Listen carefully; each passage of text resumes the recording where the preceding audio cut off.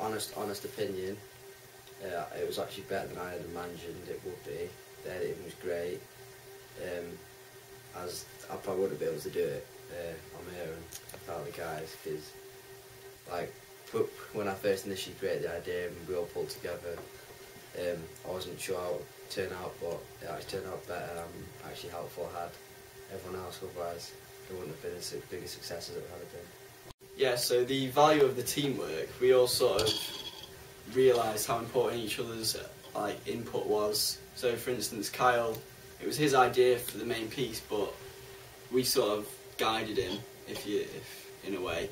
So from Joe's input, he didn't say that much, but what he said was usually really important.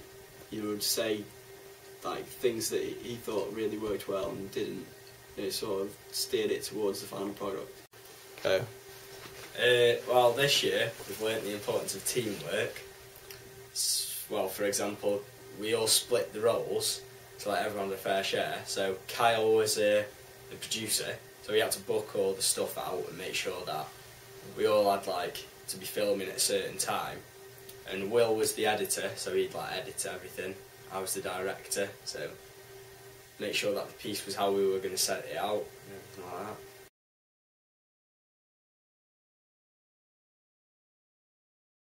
that. Our media product uses the conventions of other media products because it's got a strong narrative which is typical of our genre.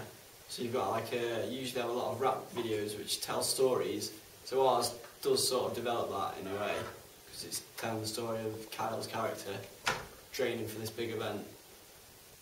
I think we have developed the conventions for other media products through the Mizard scene and the attire of the actor, through the grey hoodie. You quite see a lot of hoodies in urban music videos, but also iconic films such as Rocky. So it develops the conventions of a rap video, music video, because it uses the references to road running, which is typical of the genre. Compared to other music videos, we've tried to match Goodwin's theory to our piece, and his theory that the visuals match the lyrics. So hopefully that's come across to the consumer. It's not typical of the genre, as they're not lip singing along to the lyrics. So it challenges the conventions of other music videos of the same genre.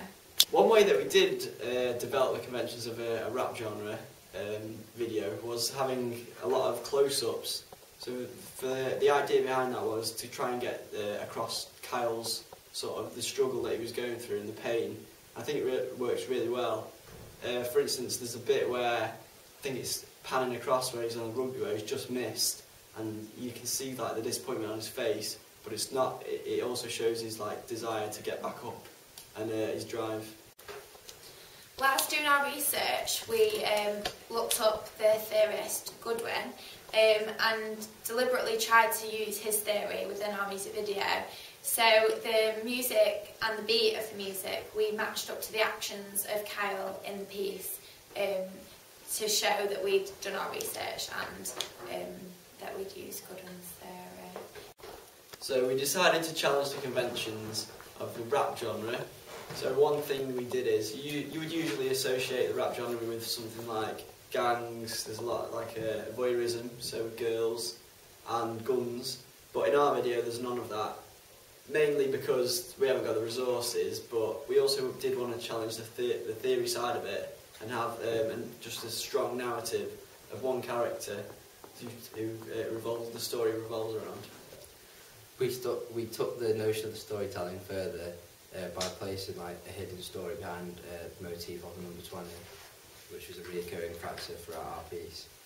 The number 20 was poignant because it was Kyle's kit number and the character that he was playing, so you could tell that it meant something to him. I also think that the 20 motif sort of gives our piece a layered effect, so the first time you watch it you don't always pick up on all these 20 motifs, but when you're on your third or fourth viewing of it, you sort of notice that we have sort of placed these in different places.